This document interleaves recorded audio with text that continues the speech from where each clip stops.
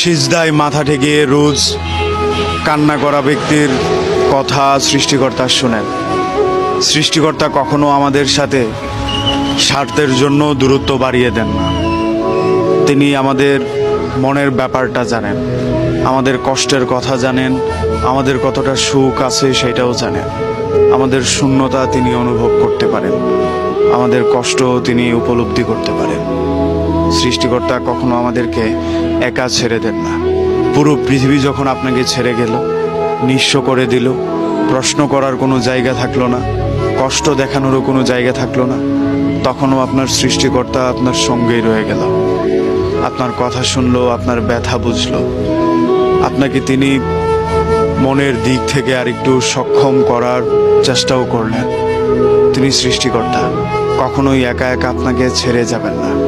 যত খারাপ পরিস্থিতি আসুক না কেন আপনাকে একেবারে নিঃস্ব করে তিনি একলা ছেড়ে দেবেন না। এটা সৃষ্টিকর্তার গুণ। পৃথিবীর সব মানুষ স্বার্থের জন্য আপনাকে ছেড়ে গেল, চারপাশে আপনার শূন্যতা তৈরি হলো, একাকিত্ব আপনাকে গ্রাস করে নিল।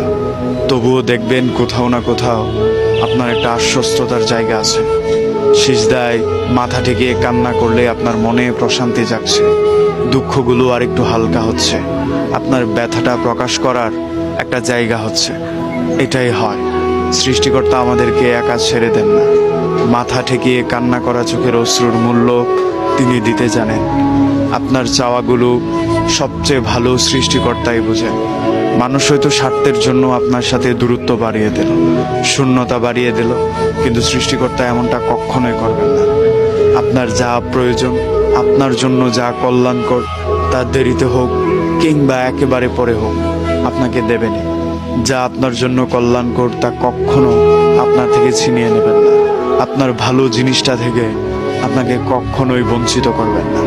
এটাই সৃষ্টিকর্তা।